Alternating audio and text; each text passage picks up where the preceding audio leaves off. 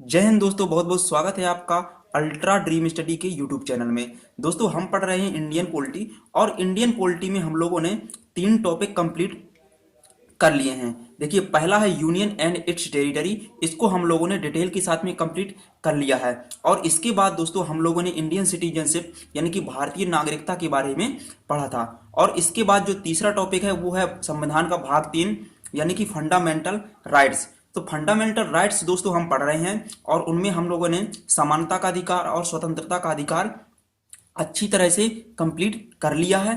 और दोस्तों अब अगला फंडामेंटल राइट्स है शोषण के विरुद्ध अधिकार यानी कि राइट टू एक्सप्लॉइटेशन। ठीक है, right to against the exploitation. ठीक है, तो शोषण के विरुद्ध अधिकार। ठीक है, शोषण का अधिकार नहीं है ये है शोषण के विरुद्ध अधिकार। यदि कोई व्यक्ति शोषण आपका कर रहा है तो उसके विरुद्ध आपका अधिकार है, आप क्या कर सकते हैं, सुप्रीम कोर्ट में या हाई कोर्ट में याचिका दायर कर सकते हैं। ठीक है, तो ये है right to against the exploitation. ठीक है, तो देखिए इसको हमारे संविधान के आर्टिकल 23 और 24 में बताया गया, यानी कि 23 से 24 तक। ठीक है, 18 से 22 तक था स्वतंत्रता का अधिकार और 14 से 18 तक था समानता का अधिकार। ठीक है, और इसके बाद 23 से 24 में है शोषण के विरुद्ध अधिकार। तो चलिए हम इसको बिल्कुल अच्छी तरह से बिल्कुल डिटेल के साथ में कंप्लीट करने की कोशिश करेंगे। चलिए शुरू करते हैं। देखिए, ये जो आर्टिकल 23 है ये कहता है कि मानव दुर्व्यापार, बेगार आदि पर रोक लगाता है। ठीक है, आर्टिकल जो 23 है ये मानव दुर्व्यापार। देखिए न्यूज़पेपर में एक वर्ड चलता है, बहुत ही ज्यादा फेमस रहता है, कबूतरबाजी। ठीक है, तो कबूतरबाजी क्या कहलाता है, मानव का व्यापार करना, यानी कि बच्चों को जो लोग बेचते हैं, ठीक है, विदेशों में ले जाकर या किसी अन्य स्थानों पर उनका नियोजन करते हैं, तो ये एक क्या है, अपराध है आर्टिकल 23 के तहत। ठीक है, उसका शोषण किया जा रहा है। ठीक है, तो मानव दुर्व्यापार या फिर बेगार कराना, किसी से बगैर पैसा के काम कराना, बगैर वेतन के काम लेना, किसी से बेगार कहलाता है। ठीक है, तो बेगार इत्यादि पर आर्टिकल 23 रोक लगाता है। ठीक है, देखिए ये नागरिकों एवं गैर नागरिकों दोनों के लिए उपलब्ध है। यानी कि जो आर्टिकल 23 है ये भारत के नागरिकों के लिए यानी कि इंडियन जो सिटीजन है उनके लिए भी उपलब्ध है, और जो इंडियन सिटीजन नहीं है यानी कि जो विदेशी हैं उनके लिए भी ये उपलब्ध है आर्टिकल 23। ठीक है, अब देखिए मानव दुर्व्यापार क्या होता है। देखिए पुरुष, महिला तथा बच्चों की बिक्री, ठीक है, इनकी बिक्री करना या बच्चों के साथ में अनैतिक दुर्व्यापार करना या फिर दास प्रथा, ठीक है, ये सभी मानव दुर्व्यापार के अंतर्गत आते हैं। ठीक है, तो देखिए संसद ने इसको रोक लगाने के लिए क्या किया है। संसद ने इस पर रोक लगाने के लिए अनैतिक दुर्व्यापार निवारण अधिनियम 1956 बनाया था। इसके माध्यम से इस पर रोक लगाई जा रही है। ठीक है, यानी कि आर्टिकल 23 के क्रियान्वयन के लिए संसद ने एक कानून बनाया है। ठीक है, जिसका नाम है अनैतिक दुर्व्यापार निवारण अधिनियम 1956। ठीक है, तो इसको आप लोग याद रखिए। ये आर्टिकल 23 कहता है कि मानव दुर्व्यापार, बेगार, इन चीजों पर रोक लगाता है। ठीक है, किसी भी बच्चों की या महिलाओं की बिक्री करना, ठीक है, बच्चों के साथ में अनैतिक दुर्व्यापार करना और दास प्रथा, ठीक है, तो ये सब क्या आर्टिकल 23 के तहत क्या कहलाते हैं, अपराध कहलाते हैं। ठीक है, तो इनको आप लोग याद रखिएगा। अब चलिए देखते हैं आगे क्या है। अब देखिए बेगार क्या कहलाता है। देखिए इसका अर्थ है बिना पारिश्रमिक के कार्य करना। ठीक है, बिना वेतन दिए किसी से काम लेना क्या कहलाता है, उससे बेगार कराना। देखिए राजस्थान में एक प्रथा है जिसका नाम है हाड़ी प्रथा या सागड़ी प्रथा। ठीक है, वहां के जो बड़े किसान होते हैं राजस्थान में, वो छोटे छोटे किसानों को, जिनकी भूमि बहुत ही कम होती है या नगण्य मात्रा में उनकी भूमि होती है, बिल्कुल ही कम होती है या होती ही नहीं है, ठीक है, तो उन छोटे छोटे किसानों को, जो वहां के बड़े किसान होते हैं, उनको रख लेते हैं अपने पास काम करने के लिए, केवल भोजन देने पर। ठीक है, केवल उनको भोजन देते हैं खाने के लिए और बस खाने के बदले में वो उनका पूरा काम करते हैं, तो उसको बोलते हैं सागड़ी प्रथा या हाड़ी प्रथा राजस्थान में। ठीक है, तो इसी को बोलते हैं हम लोग बेगार। ठीक है, बिना पारिश्रमिक या बिना वेतन दिए किसी से काम लेना ही बेगार कराना कहलाता है। ठीक है, तो इसको आप लोग याद रखिए। देखिए आर्टिकल 23 के अपवाद भी हैं कुछ। आर्टिकल 23 में कुछ अपवाद है। देखिए आर्टिकल 23 में लिखा है कि बेगार नहीं कराई जाएगी या बच्चों या महिलाओं के साथ में दुर्व्यापार नहीं कराया जाएगा। ठीक है, ये यदि कोई लेता है, ऐसा काम करता है, तो वो अपराध की श्रेणी में गिना जाएगा। लेकिन यहाँ पर देखिए राज्य जो है यानी कि देश सार्वजनिक उद्देश्यों के लिए अनिवार्य सेवा किसी से ले सकती है। और किस उद्देश्य, सार्वजनिक उद्देश्यों के लिए, सबके कल्याण के लिए। देखिए एग्जाम्पल जैसे सैन्य सेवा, किसी से फ्री में देश की सेवा कराई जा सकती है। ठीक है, सामाजिक सेवा, ये सामाजिक सेवा सेवा या सैन्य सेवा इस तरह के राज्य अधिरोपित कर सकता है किसी भी व्यक्ति पर, तथा धन या मंजूरी देने को बाध्य भी नहीं है। लेकिन ये किस पर्पज से होगा? ये सार्वजनिक पर्पज से होगा, लोगों के कल्याण के लिए होगा, देश के कल्याण के लिए होगा। तो यहाँ पर ये इसका थोड़ी सी अपवाद है, तो इसको भी आप लोग याद करके चलिए। ठीक है, तो ये था दोस्तों आर्टिकल 23। अब देखिए आर्टिकल 24, क्योंकि आर्टिकल 23 और 24 में है शोषण के विरुद्ध अधिकार, right to against the exploitation. ठीक है, तो आर्टिकल जो 24 है ये कहता है किसी फैक्ट्री, कारखाना, रेलवे या किसी अन्य परिसंकट में निर्माण कार्यों में 14 वर्ष से कम उम्र के बच्चों के नियोजन को प्रतिबंधित करता है। देखिए आजकल दोस्तों आप लोग देखते होंगे कि होटलों में छोटे छोटे बच्चे प्लेट धोने का काम करते हैं। छोटे छोटे बच्चे, ऐसे बच्चे जिनकी उम्र अभी पढ़ने लिखने की है, वो क्या कर रहे हैं? वो काम कर रहे हैं। और आप लोगों को पता है कि जैसे कोई भी होटल होता है ना, तो जो छोटे छोटे बच्चे वहां पर काम करते हैं तो उनको लोग, जो वहां का मालिक होता है, गाली भी देते हैं उनसे। ठीक है, काम भी लेते हैं और टाइम पर उनको खाना नहीं मिलता है, और इस तरह से उनका बहुत ही ज्यादा एक्सप्लॉइटेशन हो जाता है। ठीक है, तो इसके लिए देखिए किसी फैक्ट्री, यहाँ पर तो देखिए बड़े उद्योग हैं, जो फैक्ट्री है जैसे जिसमें बच्चों को खतरा हो सकता है क्योंकि वो अभी एबल नहीं है काम करने के। ठीक है, तो किसी फैक्ट्री, कारखाना, रेलवे या किसी अन्य परिसंकट में निर्माण कार्यों में, ऐसे कार्यों में जहां पर बच्चों के जीवन में खतरा आ सकता है। ठीक है, तो इस तरह के कार्यों में 14 वर्ष से जो कम उम्र के बच्चे हैं उनका नियोजन यदि वहां पर किया जा रहा है तो ये प्रतिबंधित है। ठीक है, और ये अपराध होगा यदि ऐसा कोई कर रहा है। और ये किस आर्टिकल के तहत? आर्टिकल 24 के तहत। और इसके लिए, इसको आर्टिकल 24 को लागू करने के लिए सरकार ने एक अधिनियम बनाया था, बाल श्रम अधिनियम 1986। 1986 में एक अधिनियम बनाया था, बाल श्रम अधिनियम। देखिए 1996 में सुप्रीम कोर्ट ने बाल श्रम पुनर्वास कल्याण कोष की स्थापना का निर्देश दिया था। ठीक है, और इसके तहत 20,000 रुपए जमा किए जाएंगे बच्चे की सिक्योरिटी के लिए। ठीक है, तो इसको भी आप लोग याद रखिए। देखिए बालक अधिकार संरक्षण आयोग अधिनियम 2005 में पारित किया गया था, और इसको 2006 में गवर्नमेंट ने बच्चों के होटल, ठीक है, जो मैंने अभी आपको बताया था कि होटल में जो कम उम्र के बच्चे होते हैं वो काम करते हैं, जिनकी उम्र पढ़ने लिखने की है लेकिन वो किसी न किसी वजह से पढ़ लिख नहीं पा रहे हैं। ठीक है, तो बच्चों के होटलों, रेस्टोरेंटों, दुकान आदि में नियोजन को प्रतिबंधित किया गया है। ठीक है, बाल बाल अधिकार संरक्षण आयोग अधिनियम जो 2005 में है इसके तहत। ठीक है, तो इसको भी आप लोग याद रखिए।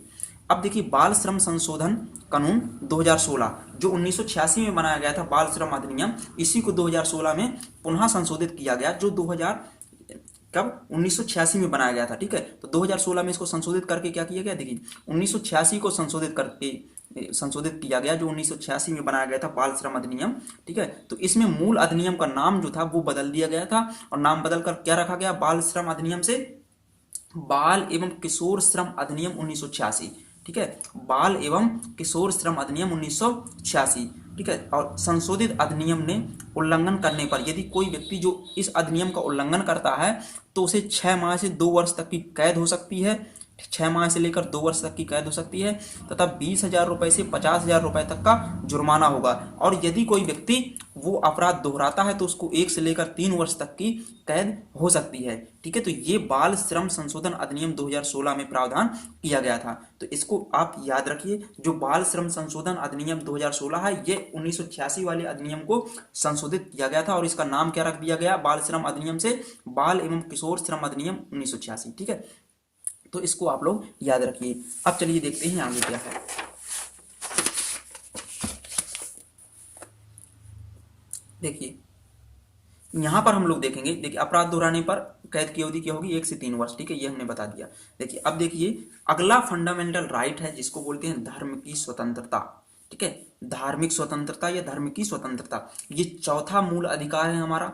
ठीक है, इसको बताया गया है आर्टिकल 25 से लेकर आर्टिकल 28 तक में। इसको ध्यान से देखिएगा, बिल्कुल डिटेल के साथ में पढ़ने की कोशिश करेंगे। जिस तरह से यूपीएससी एवं किसी भी स्टेट पीसीएस में पूछा जाता है उसी हम पर्पज से पढ़ने की कोशिश करेंगे, और यकीन मानिए ये आपको बिल्कुल हेल्प करेगा, चाहे आप किसी भी एग्जाम की तैयारी करें हो। ठीक है, तो चलिए देखते हैं। देखिए आर्टिकल 25 क्या कहता है? देखो एक एक आर्टिकल को देखेंगे क्रम से। आर्टिकल 25 क्या कहता है? सभी को धर्म के अंतःकरण की स्वतंत्रता है। सभी को धर्म के अंतःकरण की स्वतंत्रता है, अपने अनुसार उसे मानने की स्वतंत्रता है। ठीक है, धर्म के अबाध रूप से मानने या उसका आचरण करने की स्वतंत्रता है। ठीक है, और इसके अलावा उसका प्रचार प्रसार करने का भी अधिकार व्यक्ति को है। कोई भी व्यक्ति अपने धर्म का प्रचार प्रसार कर सकता है, लेकिन इस चीज को ध्यान रखना चाहिए कि वो अपने धर्म का प्रचार प्रसार करते समय किसी दूसरे की धर्म की क्या ना करे, उसकी बुराई ना करे। ठीक है, तो इन चीजों को ध्यान में रखकर कोई भी व्यक्ति अपने धर्म का प्रचार प्रसार कर सकता है, अपने धर्म को अबाध रूप से मान सकता है, उसका आचरण कर सकता है जो भी है उसमें। ठीक है, उसके नियमों को फॉलो कर सकता है, ये पूरा अधिकार है आर्टिकल 25 के तहत। ठीक है, अब देखिए यहाँ पर हम लोगों ने, मैंने आपको बताया था कि बिना हथियार लिए किसी भी सम्मेलन में संगठित होने का अधिकार नहीं, अधिकार है आर्टिकल 19 के तहत। जब हम लोगों ने स्वतंत्रता का अधिकार पढ़ा था तो उसमें हमने आर्टिकल 19 में जो 6 प्रकार की स्वतंत्रताएं थी तो उनमें था कि किसी भी सम्मेलन में उपस्थित होने का या संगठित होने का अधिकार, लेकिन बिना हथियार धारण किए। ठीक है, लेकिन दोस्तों आप लोगों ने देखा होगा कि जो सिख धर्म में है, वहां के सिख धर्म के लोग जो होते हैं वो कृपाण लेकर चलते हैं, एक छोटी सी कटार। ठीक है, वो बगल में खोसकर छुरी लेकर चलते हैं। ठीक है, तो ये अगर देखेंगे तो आर्टिकल 19 के तहत तो एक अपराध हो जाएगा, क्योंकि वो संगठित हो रहे हैं और क्या कर रहे हैं, कृपाण लिए हैं। लेकिन दोस्तों एक बात याद रखिए कि जो धर्म की स्वतंत्रता है ये सिखों को ये अधिकार देता है कि वो कृपाण धारण करें, क्योंकि ये उनका धार्मिक अधिकार है। ठीक है, ना कि आर्टिकल 19 का उल्लंघन। ठीक है, तो आर्टिकल 19 और आर्टिकल 25 में थोड़ा ये क्या है, क्लैश उत्पन्न हो जाता है। ठीक है, अब इसी तरह से देखिए धर्म की स्वतंत्रता का अधिकार है, धर्म के आबाद रूप से मानने का अधिकार है, उसका आचरण करने का अधिकार है आर्टिकल 25 के तहत। लेकिन मैंने आपको बताया था कि आर्टिकल 21 में किसी भी व्यक्ति को मरने का अधिकार नहीं है, कोई भी व्यक्ति आत्महत्या नहीं कर सकता है। ठीक है, ये, लेकिन आप लोगों को पता होगा कि जैन धर्म के लोग जो होते हैं वो अपनी एक एज के बाद क्या करते हैं, संथारा प्रथा अपनाते हैं। ठीक है, संथारा प्रथा में क्या होता है कि वो लोग भोजन और पानी सब कुछ छोड़ देते हैं और अपने प्राण त्याग देते हैं। तो यदि देखा जाए एक्चुअल में तो ये भी तो अपना एक तरह का सुसाइड है, भोजन और पानी छोड़ देना। ठीक है, तो ये आर्टिकल 21 के तहत अपराध क्यों नहीं माना जाता है, इसलिए क्योंकि ये आर्टिकल 25 के तहत क्या है, एक धार्मिक अधिकार है संथारा प्रथा। ठीक है, तो आर्टिकल 21 और आर्टिकल 25, तो यहां पर भी एक क्लैश उत्पन्न हो जाता संथारा प्रथा। ठीक है, तो ये दोस्तों कुछ क्लैश हैं दोनों आर्टिकल के बीच में, आर्टिकल 25 और आर्टिकल 19, आर्टिकल 25 और आर्टिकल 21। ठीक है, तो ये दो क्लैश है, इनको आप लोग याद करके चलिए बिल्कुल। ठीक है, मैंने आपको 21 आर्टिकल में बताया था ना कि प्राण एवं दैहिक स्वतंत्रता, मतलब विधि के सिवा किसी को भी प्राण एवं दैहिक स्वतंत्रता से वंचित नहीं किया जा सकता है। ठीक है, लेकिन संथारा प्रथा में तो कोई व्यक्ति क्या कर रहा है, अपने प्राण त्याग रहा जानबूझकर, भोजन और पानी छोड़कर। ठीक है, तो ये उनका धार्मिक अधिकार है, इसको इसकी मनाही नहीं है, तो इसको आप लोग ध्यान दीजिएगा। थोड़ी यहाँ पर क्लैश है दोनों आर्टिकल्स के बीच में। ठीक है, तो अब देखिए, अब हम देखेंगे आर्टिकल 26 से। ठीक है, जो धर्म की स्वतंत्रता का अधिकार है उसको बताया गया आर्टिकल 25 से 28 तक में। तो अब देखिए आर्टिकल 26 में क्या है, देखिए इसके अंतर्गत प्रत्येक संप्रदाय को कुछ अधिकार दिए गए हैं। इसके अंतर्गत प्रत्येक संप्रदाय को कुछ अधिकार दिए गए, जैसे धार्मिक संस्थाओं की स्थापना व पोषण करने का अधिकार। कोई भी व्यक्ति धार्मिक संस्थाओं की स्थापना कर सकता है और उसका पोषण कर सकता है। ठीक है, दूसरा है धार्मिक कार्यों का प्रबंध करने का अधिकार, बिल्कुल धार्मिक कार्यों का प्रबंध करने का अधिकार है उसे। ठीक है, जंगम व स्थावर संपत्ति के स्वामित्व का अधिकार। देखिए जंगम व स्थावर संपत्ति के स्वामित्व का अधिकार, जंगम मतलब चल और अचल। ठीक है, चल और अचल जो भी संपत्ति है धर्म से संबंधित उसके स्वामित्व का भी अधिकार है। ठीक है, परंतु दोस्तों एक बात याद रहे कि अकॉर्डिंग टू सुप्रीम कोर्ट के अनुसार धार्मिक संप्रदायों को निम्न शर्तें पूरी करना चाहिए। कोई भी धार्मिक संप्रदाय है तो यदि उसमें निम्नलिखित ये दो शर्तें हैं तो वो धार्मिक संप्रदाय माने जाएंगे, अदरवाइज नहीं माने जाएंगे। देखिए पहली तो ये है कि ये व्यक्तियों का समूह होना चाहिए, ना कि किसी विशेष जाति का। ठीक है, व्यक्तियों का समूह होना चाहिए, ना कि किसी विशेष जाति का। दूसरा, इसका विशिष्ट एक नाम होना चाहिए, जैसे रामकृष्ण मिशन या आनंद मार्ग। ठीक है, तो ये हिंदू संप्रदाय हैं। ठीक है, और इसके अलावा यदि देखा जाए तो जो अरविंदो सोसाइटी है ये धार्मिक संप्रदाय नहीं है। ठीक है, तो ये भी आप लोग याद रखिए। अब चलिए देखते हैं आर्टिकल 27। आर्टिकल 27 में क्या बताया गया है, देखिए यह अनुच्छेद धर्म की अभिवृद्धि या पोषण के व्यय के लिए करों के संदाय पर किसी को बाध्य करने पर प्रतिबंध लगाता है। देखिए यह आर्टिकल 27 क्या कहता है कि यह अनुच्छेद जो है धर्म की अभिवृद्धि या पोषण के व्यय के लिए यदि कोई व्यक्ति अपने धर्म की वृद्धि करना चाहता है या उसका पोषण के लिए कुछ व्यय करना चाहता है तो वो क्या करेगा, टैक्स लेगा, लोगों से कर लेगा, धार्मिक कर, ठीक है, मतलब चंदा लेगा, ठीक है। तो इन करों के संदाय पर किसी को बाध्य नहीं किया जा सकता है, ठीक है। यदि हमारा मन है कि हमें किसी को भी धर्म की अभिवृद्धि के लिए या धर्म के पोषण के लिए पैसे नहीं देना है तो कोई हमें बाध्य नहीं कर सकता है कि आप हिंदू धर्म में हैं तो आप इसके लिए पैसे दीजिए, चंदा दीजिए, ठीक है। तो कोई भी बाध्य नहीं कर सकता है, ये आर्टिकल 27 हमें कहता है, ठीक है। 27 ये हमें थोड़ी स्वतंत्रता।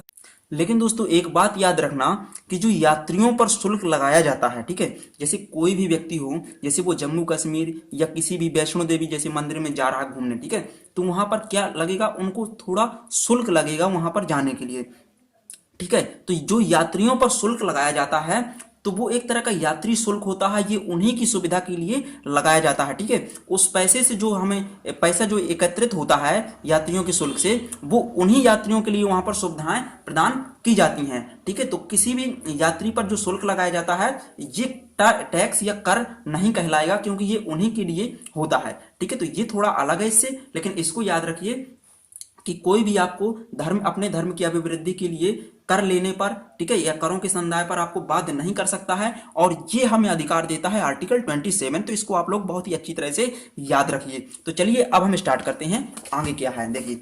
एक आर्टिकल इसमें और है, ठीक है, जो धार्मिक स्वतंत्रता का अधिकार है, उसमें एक आर्टिकल है आर्टिकल 28, ठीक है, 25 से 28 तक में है। तो ये लास्ट वाला पढ़ रहे हैं 28, ठीक है। देखिए, राज्य निधि से पूर्णतः पोषित किसी शिक्षा संस्था में कोई धार्मिक शिक्षा नहीं दी जाएगी। कोई भी ऐसी शिक्षा संस्था जो राज्य निधि के द्वारा यानी कि राज्य सरकार के द्वारा पोषित है, ठीक है, तो राज्य निधि के द्वारा पोषित किसी भी शिक्षा संस्था में कोई भी धार्मिक शिक्षा नहीं दी जाएगी, ठीक है। लेकिन ऐसे शिक्षा संस्थान जो राज्य द्वारा वित्तीय सहायता प्राप्त कर रहे हैं उनमें देखिए क्या क्या है।